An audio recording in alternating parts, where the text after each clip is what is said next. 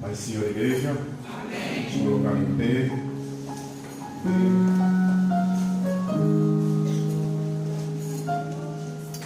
Vamos orar.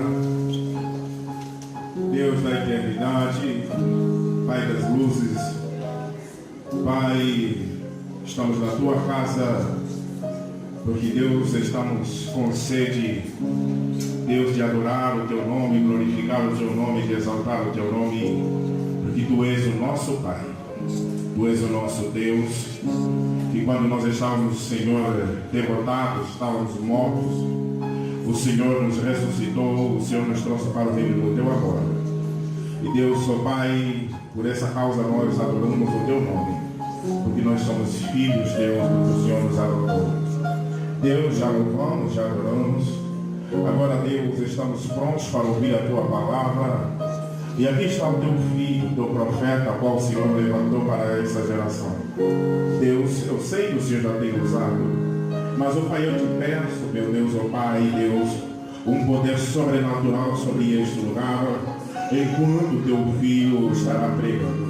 Deus, que as Suas palavras saídas da Sua boca, Deus, possam ser palavras eficazes, palavras que possam transformar vidas, palavras que possam reformar, palavras que possam restaurar, palavras que possam, Deus, salvar vidas.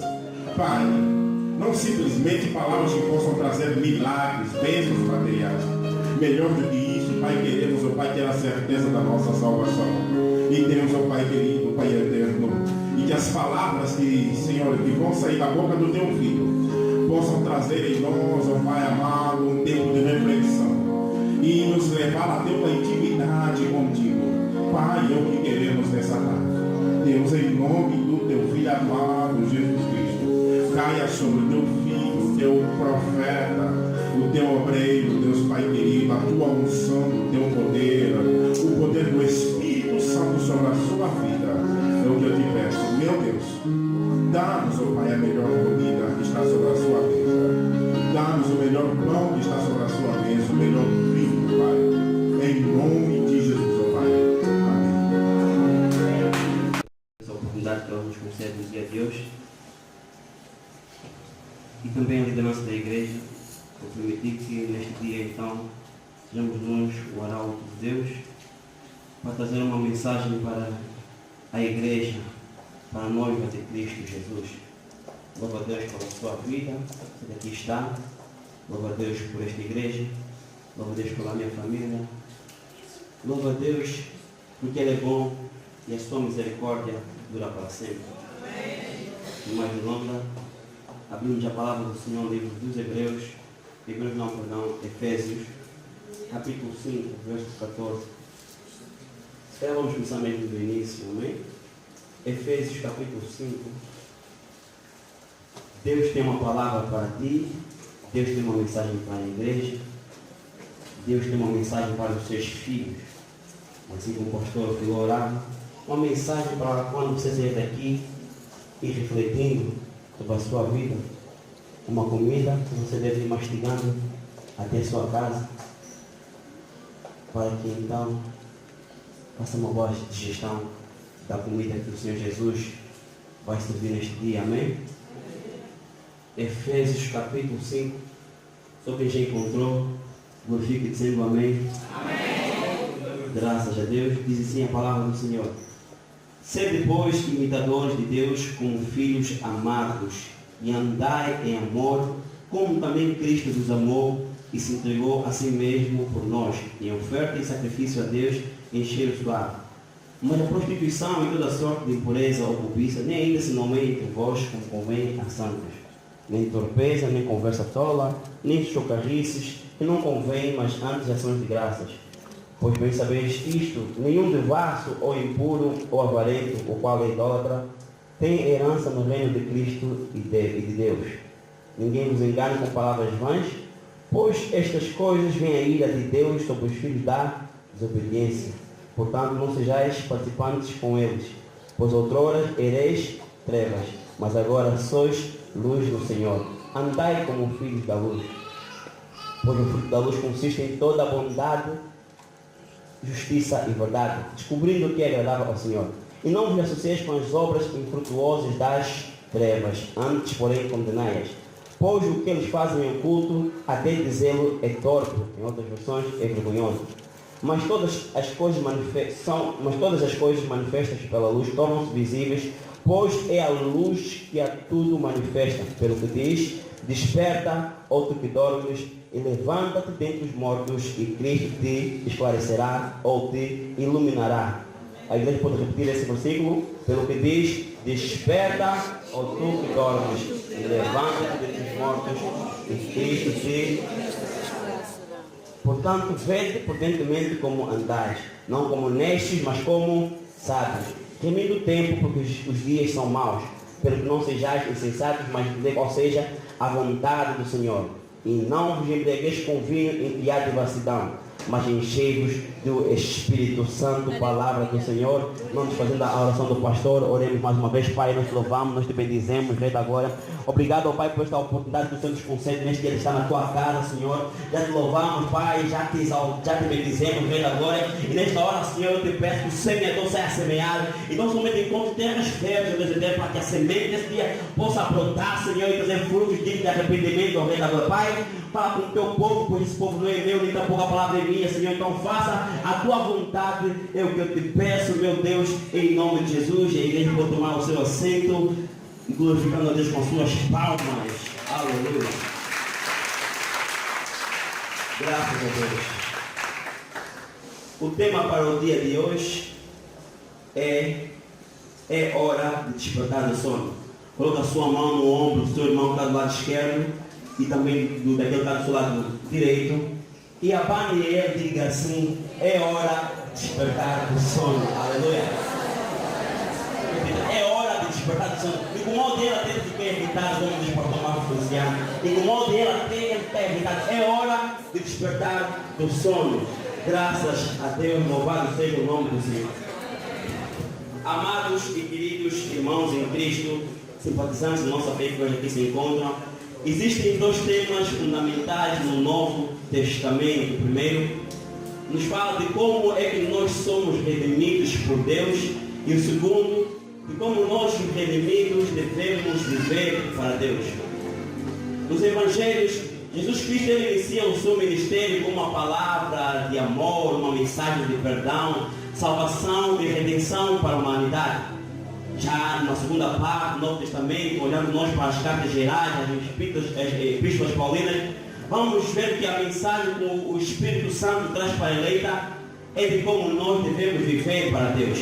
E quando eu abro o livro dos Efésios, considerado a rainha das epístolas de Paulo, seu autor, quando preso em Roma, em 60, 64 depois de Cristo, nós vamos constatar que do capítulo 1 ao capítulo 3, Paulo vai nos trazendo uma mensagem de como é que nós fomos redimidos por Deus, ao passo que do capítulo 4 ao capítulo 6, Paulo vai exortando a sua igreja, vai exortando os santos, aqueles que foram lavados, redimidos pelo sangue do Cordeiro, de como viver para Deus. Meus queridos, a carta aos Efésios tem como tema central Jesus Cristo e a sua igreja, e também a unidade em Cristo Jesus, principalmente entre os cristãos judeus e gentios. Haja visto que Paulo teve conhecimento que estava a dissensão naquela igreja, porquanto muitos eram os judeus que estavam convertendo. Então havia um sentimento de superioridade da parte dos judeus em cidades judaicas, e também igualmente na parte dos gentios em cidades não judaicas. Já Paulo os exorta sobre a necessidade de voltar à unidade. Louvado seja o nome do Senhor. E percebe-se essa intenção de Paulo na ocorrência de certas palavras que Paulo emprega ao escrever essa carta, tais como um só homem, um só corpo, uma só esperança, um só Senhor, uma só fé, um só batismo, um só Deus e Pai, o qual é sobre todos, por todos e em todos. Louvado seja o nome do Senhor. E quando então nós abrimos aqui o capítulo 5, que na verdade é a continuação do capítulo 4, no versículo 1, Paulo nos exorta a nós sermos imitadores de Deus, aleluia, não cometendo cometendo mais as obras das trevas, pois antes nós estávamos mortos em nossos delitos e pecados, mas que pelo sacrifício de Jesus Cristo naquela cruz, nós fomos chamados para a luz, passamos das trevas para a luz. Observa aqui os contrastes que Paulo ele apresenta nessa carta aos Efésios. Veja comigo, antes nós éramos trevas, mas agora nós somos luz. Antes nós andávamos no pecado, agora andamos como filhos da luz. Antes as nossas obras eram infrutuosas e frutíferas, agora é o fruto da luz, bondade, justiça e verdade. Antes as nossas obras elas eram ocultas, mas agora tudo é manifesto porque a luz assim o manifesta. Antes nós éramos nestes, mas agora nós somos sábios. Éramos insensatos, porém agora compreendemos qual é a vontade do Senhor. Antigamente nos embriagávamos com o vinho, mas hoje nós somos cheios do Espírito Santo. Posso ver se tem alguém aqui cheio do Espírito Santo? Levanta a sua mão e dá uma glória para o nosso Deus. Louvado seja o nome do Senhor. Por quê? Porque houve uma mudança em nossa vida, uma transformação em nossa vida. Por todo aquele que aceita Jesus Cristo, ele é transformado pelo poder regenerador do Espírito Santo. Por quê? Porque houve um arrependimento dentro dessa pessoa. Arrependimento do grego metanoia significa também conversão espiritual, como também conversão intelectual. Significa mudança de atitude, mudança de temperamento, mudança de comportamento e mudança de direção. Mas fiquemos na mudança de direção para que você possa entender. Se eu antes caminhava em direção à prostituição, caminhava em direção, aleluia,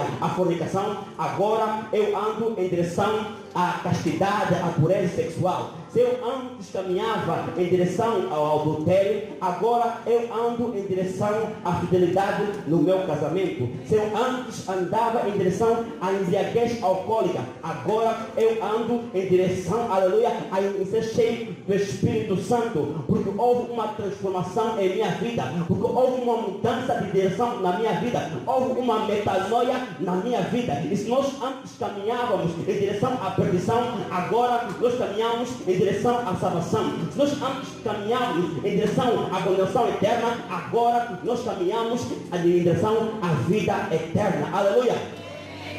Por quê? Porque houve uma mudança de direção. Porque nós fomos regenerados. A regeneração ela trata do novo nascimento. E ela é essencial por quê? Porque a parte de Jesus Cristo, todo homem, pela sua natureza pecaminosa, ele é incapaz de servir a Deus, de obedecer a Deus e de agradá-lo. Por isso é necessário nós nascermos de novo. E assim como o grupo louvor cantou, houve um câmbio quando de novo eu nasci. Houve uma mudança de direção quando de novo eu nasci. Louvado seja o nome do Senhor.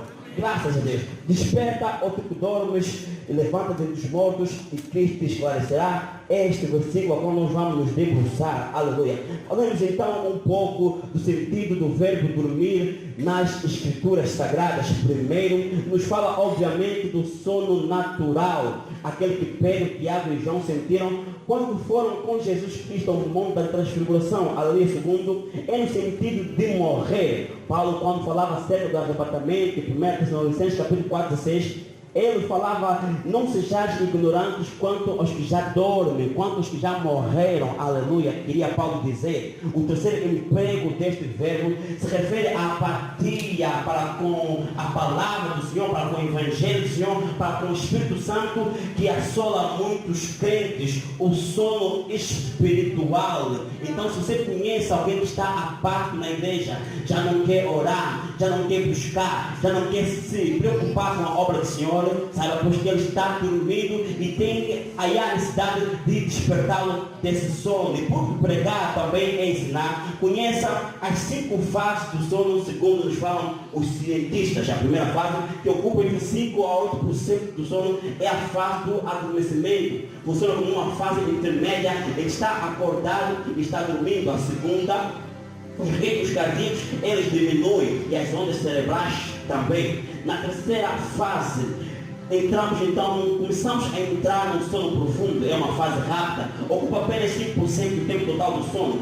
Na quarta fase, o sono ele já é profundo. É nessa fase nós recuperamos as forças do cansaço diário. É nessa fase que os hormônios do crescimento são liberados e nós estamos totalmente inconscientes. A quinta e última fase, também chamada de sono REM, em inglês, Rapid Eye Movement, é o rápido movimento dos olhos, é a fase onde se formam os sonhos, a frequência cardíaca volta a aumentar, os músculos se paralisam e o cérebro fixa as informações de durante o dia. Porém, como da partida, também existem as 5 fases do sono espiritual, aleluia. Então perceba e entenda, se você se encontrar ali num desses pontos, é hora de você despertar desse sono. Na primeira fase, a pessoa vai na igreja e também é assim na igreja, louva e parece que adora, mas seu coração está distante da igreja, está distante deste lugar. E a respeito desse falou Jesus Cristo em Mateus capítulo 15, verso 7 a 8, bem profetizou o profeta Isaías ao vosso respeito, dizendo: esse povo com os seus lábios me adora, mas o seu coração está distante de mim. Igreja de Deus vivo, Deus não está procurando os verdadeiros adoradores que lhe adoram em espírito e em verdade, não aqueles que estão aqui fisicamente dentro, mas espiritualmente estão fora, mas aqueles que lhe adoram em espírito e em verdade. Louvado seja o nome do Senhor, pois a Bíblia Sagrada vai declarando: e buscar-me eis, me achareis, quando me buscardes de todo o vosso coração. Na segunda fase, a pessoa vai nos cultos quando dá vontade, porém não ora, não se liga, não jejua, aleluia. Ela acha que amanhã poderá fazer tudo, não tem e não quer nenhum compromisso com a obra de Deus. Louvado seja o nome do Senhor. Acha que amanhã poderá fazer tudo, sem se lembrar que o dia da manhã não lhe pertence, aleluia. E o dia da manhã poderá não chegar mais para ele. São crentes Jonas, aleluia. A Bíblia declara que Jonas, ele estava dormindo naquele barco, e apareceu o mestre do barco e disse: que tens, ó dormente, levanta-te e ora ao teu Deus, invoca ao teu Deus, talvez não tenha misericórdia de nós para que não pereçamos. Deus não te chamou, amado irmão e amada irmã, para você dormir, mas Deus te chamou como atalaia para anunciar o Evangelho. Tu tem almas perdidas lá fora que estão aguardando da palavra de salvação que há de sair da sua boca. Não seja um fugitivo, mas se envolva na obra do Senhor. Louvado seja o nome do Senhor. Graças a Deus. Na terceira fase, a pessoa ela acha que Deus entende a sua fraqueza e lhe perdoa. Não quer se afirmar. São crentes Sansão. Acham que tem tudo sob controle e se deitam no colo das Dalilas desta vida. Ah, mas irmão Giovanni, eu posso dormir na casa da minha namorada e não me envolver com ela. Crente Sansão. Eu posso ir na discoteca e não dançar nem tampouco beber. Isso é crente Sansão. Porque quando menos dá as contas, vai adormecer no colo da Dalila e vai ver o teu cabelo rapado e os teus olhos furados. Dalila é como aquela serpente de encantamento. Ela vai te iludir. Você pensa que tem tudo sob controle, mas quando menos dá as contas, está hipnotizada. E a sua picada ela é imortal. Na quarta fase, louvado seja o nome do Senhor, a pessoa está com um pé mais lá fora do que dentro da igreja. Ela tenta conciliar a igreja e o mundo, mas ela se percebe que não dá. E geralmente ela opta pelo mundo. Porque o que está forte nela é o que ela mais alimenta a sua carne. São simbolizados por Eutico. Paulo pregava o Evangelho, mas Eutico estava na janela, preocupado com o mundo exterior, preocupado com a fama, preocupado com as coisas deste mundo. Adormeceu, caiu e morreu. Se não fosse a misericórdia de Deus, não resistiria naquele dia. A quinta e última fase, a pessoa está totalmente iludida com o diabo. E assim como o endemoniado de Gadara está totalmente desviado do caminho do Senhor, cometendo todo tipo de abominações, todo tipo de torpeza. E a esse só a misericórdia do Senhor. Graças a Deus. Desperta e levanta-te é a palavra a qual nós estamos lendo. Muitos estão dormindo um sono maligno, sem se dar conta que esse sono é perigoso. Aleluia. A palavra nos diz: desperta e levanta. Muitos despertam, porém não se levantam. Pastor falou: quantas vezes nós não despertamos do sono, porém não nos levantamos? Confirma aí, uma brecha. Muitas vezes levantamos, despertamos, ainda ficamos uma hora no smartphone, de forma tal que se alguém aparece de algum jeito, vai nos perguntar: ainda estás a dormir? A vontade é responder: sim, eu durmo com olhos abertos. Mas a palavra nos fala: desperta e também levanta. Aleluia. Devemos despertar para a realidade, porque os tempos estão difíceis e trabalhosos. Veja o que Deus diz e resplandece, porque vem a tua luz e a glória do Senhor vai nascendo sobre ti. Não basta apenas despertar, mas também sim levantar, porque a glória do Senhor vai nascer sobre ti. Jesus quer nascer sobre ti. E nós sabemos que essa luz a qual o profeta Isaías falava se referia a Jesus Cristo de Nazaré, pois ele afirmou que eu sou a luz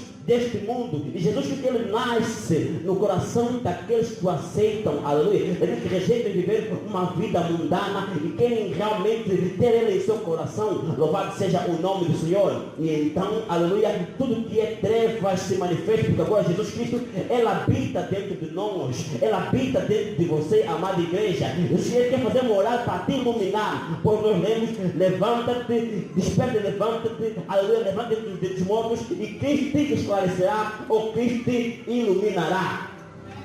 Porque Jesus Cristo, ele é a luz do mundo. E quando essa luz passa a habitar dentro de você, tudo que é trevas se manifesta. Porque a luz tem mais poder do que as trevas. Eu nunca vi ninguém acender a luz e continuar escuro. Jesus Cristo, quando ele habita dentro do crente, nós agora somos portadores da luz divina. Por isso que ele disse que nós agora somos a luz deste mundo. Por isso é que nós não mais aceitamos a injustiça. Não suportamos mais as obras infrutuosas das trevas. Por quê? Porque agora a luz habita dentro de nós. Louvado seja o nome de Deus que vive e reina para todo sempre. É Jesus a luz do mundo. Somos nós que somos luz. E é o Pai das luzes que intercede por nós. Aleluia. E Deus já vai falando que este mundo, ele jaz no maligno. Este mundo são apenas trevas, irmão Simão.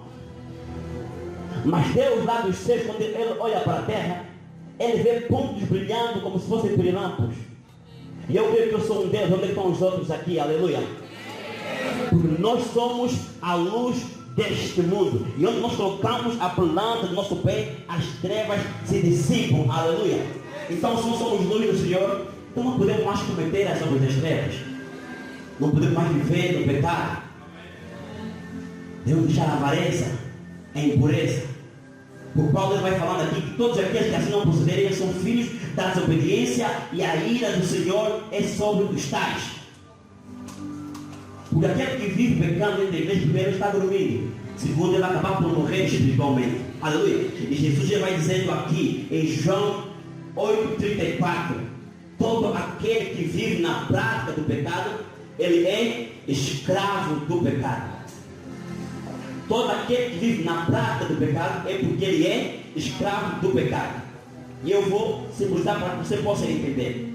Se eu, irmão Giovanni, e sou escravo da prostituição, eu já entrei na igreja, sim, é verdade, e eu até quero me livrar da prostituição. E nós sabemos que o escravo, ele não tem poder de argumentação, nem de decisão, mas pelo dever de obediência. Ele tem que fazer tudo quanto o seu Senhor manda, porque ele é escravo. Então, se eu sou escravo da prostituição, eu já estou na igreja, sim, é verdade, e não quero mais me prostituir. Mas quando eu sair da igreja e o Senhor prostituição me chamar, eu tenho que lhe obedecer. Porque eu sou escravo, eu tenho que obedecer ao meu Senhor. Eu sou escravo. Eu sou escravo da fornicação. Já não tenho dormir com meu namorado e minha namorada, sim, é verdade. É uma boa intenção que eu tenho no meu coração. Mas porque eu ainda sou escravo, quando o Senhor fornicação me chamar, eu tenho que lhe obedecer, porque eu ainda sou escravo. Se vem o Senhor adultério, eu já tenho que minha mulher, é verdade, sim, eu entrei na igreja, quero me firmar nos caminhos do Senhor. Mas eu sou escravo, eu não tenho como decidir, não tenho como argumentar. São consequências represálias do meu Senhor. Então, mas logo eu tenho que trair minha mulher novamente. Se eu sou escravo da embriaguez alcoólica, eu estou na igreja, você quer me firmar, quer servir ao Senhor, mas eu sou escravo ainda. Eu preciso ser liberto. Enquanto eu não for liberto, eu tenho que obedecer ao meu Senhor. Então há necessidade de eu ser liberto.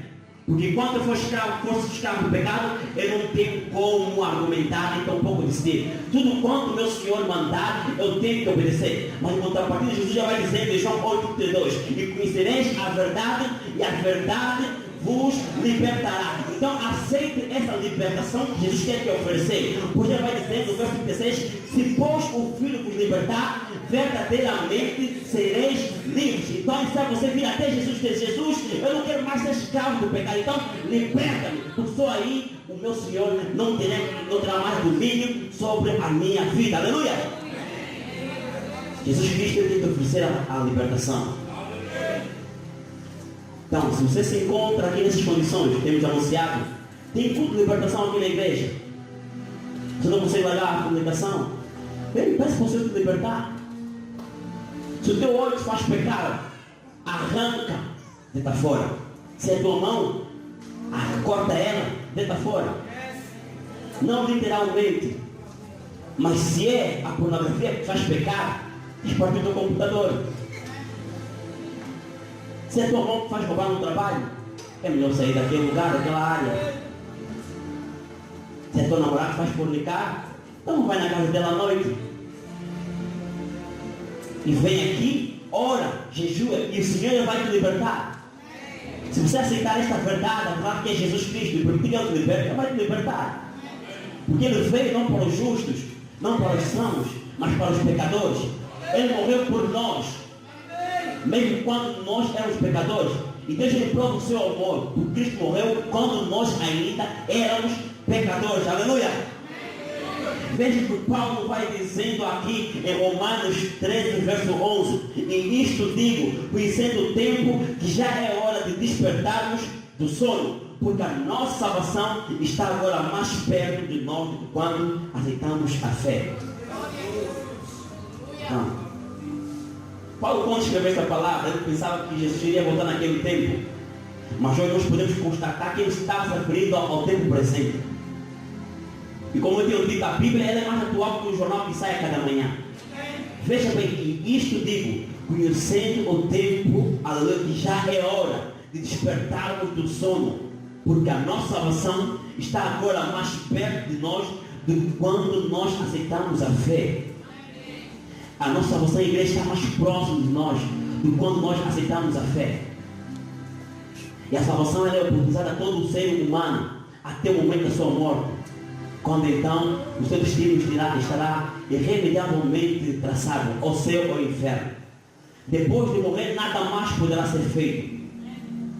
É em vida que nós devemos tomar a decisão de seguir a Jesus Cristo, de aceitar essa salvação que é de graça. Aleluia!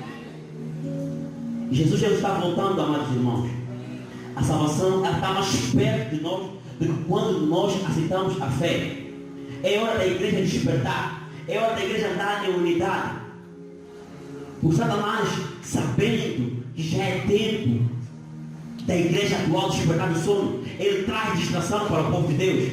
É contenda, é dissensão, é calúnia, é difamação. Todo tipo de distração para o povo de Deus não estar atento aos sinais do tempo. É tempo de despertar, os sinais estão aí à vista. A volta de Jesus Cristo é iminente. A qualquer momento a trombeta pode soar. Aleluia!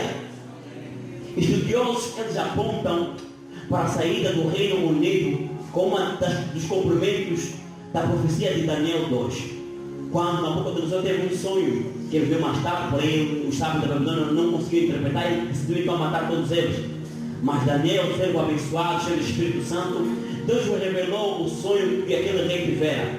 E no sonho havia uma estátua grande, com a cabeça de ouro, que simbolizava o império da Babilônia. Os peitos e os braços de prata, que simbolizavam o império medo-persa. Os quadris de bronze simbolizavam o império grego. As pernas de ferro, o império romano.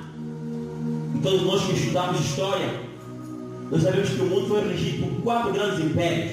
Não falo do Império Austro-Húngaro, nem tampouco do Império Otomano, mas esses 4 que a Bíblia descreve. Foram impérios que marcaram a história da humanidade. Mas a Bíblia vai nos mostrar que os homens tentariam criar um 5º império. E esse império era composto por pés de barro misturado com ferro.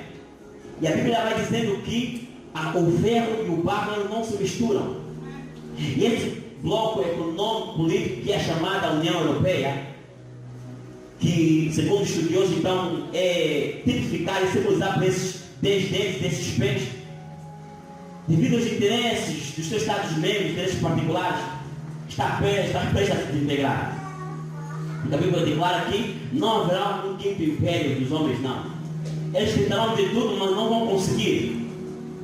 Por quê? Porque os pés de ferro misturados com barro não se misturam. Haveria alianças, sim. Gregos casarem com portugueses, haveria essa aliança, mas devido ao ferro, países fortes, e ao barro, países fracos, não se misturar, não se darem entre si. É isso que nós assistimos hoje na política mundial. E então, a saída do Reino Unido é apenas um passo para o cumprimento dessa profecia. Porque o quinto império a ser formado é o império messiânico, que é o reino celestial, a qual Jesus Cristo ele disse quando apareceu nas margens do Jordão, dizendo que é chegado a vós o reino dos seus.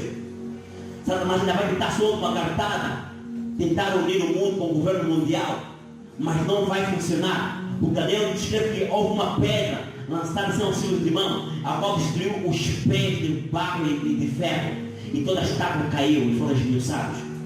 E essa pedra se encheu toda a terra. E essa pedra tipifica Jesus Cristo Nazaré, porque ele é a pedra de esquina, ele é a rocha inabalável. E essa pedra descendo dos céus para a terra simboliza a volta de Jesus Cristo. Não sabemos o dia nem a hora, mas os sinais estão descritos.